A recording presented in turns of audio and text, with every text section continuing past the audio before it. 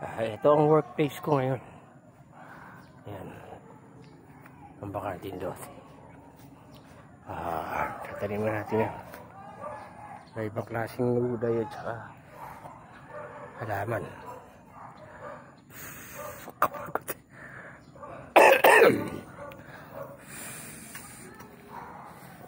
Meron na tayong mga nakatanim dito.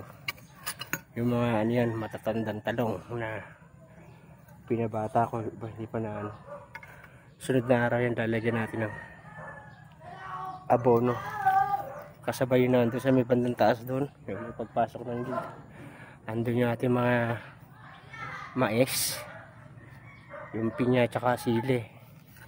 Tapos yun nandun sa sulok na yun, sa may unahan ng drum, may puno tayo doon ng sili tsaka yung ano, edible na pako, yung nakakain na pako pang salad.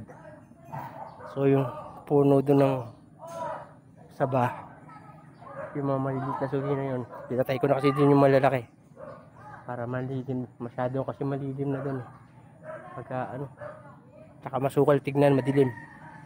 Kaya tinanggalan natin, papatayin natin. Pero meron ako doon na tinira na maliliit pa, suhi pa lang siya, mga puno ng lakatan. Pagka ano yun, ipapalit natin. Maganda, mababa yung puno. Tapos yung pako na yun, dito natin ililipat sa kabilang side. Yung sa side na yun ng pader. Pagka ano yun, dito natin ililipat. Tapos maglalagay tayo. May naka-ano ko doon na puno ng papaya. Lagyan na rin natin ng papaya doon. Yung mabababa na kasi. Yung lagpas tao lang. Nakikita nyo na sa taas. Ayun. Siguro katapusan ng February, pwede na yung anihin at saka yung pa isa sa kabila. Nakikita nyo ito, lalapit ko kayo. So ayun yung ating ano kung nakikita nyo sa taas. Ayun, taklog ng isang yan yan. Ayun, malaking buwig din. First kita rito. Ayan,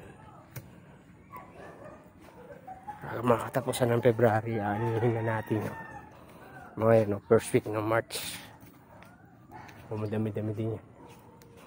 So ayan, tapos yun sa gilid na yun, pader na yun. Pagkadadagdagan ko pa ng lupa yung kunin natin dito sa kabilang lote dyan sa ginagawang bahay. Yung mga lupa dyan, idadagdag natin rito pagkatas natin tumapatag unti-unti.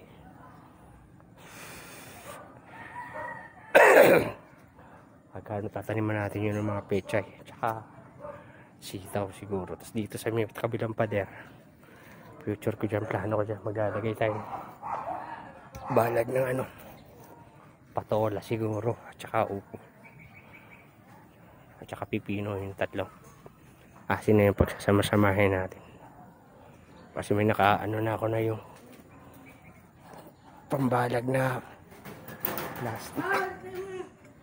Yun nandun sa may sulok, kung nakikita nyo. Ganito siyang klase.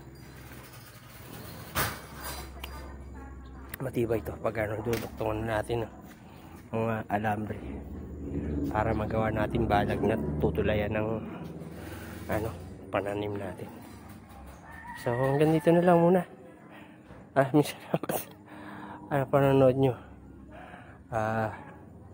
Sana maayos natin ito maigi para pag marami tayong mga gulay tsaka na anin. Ito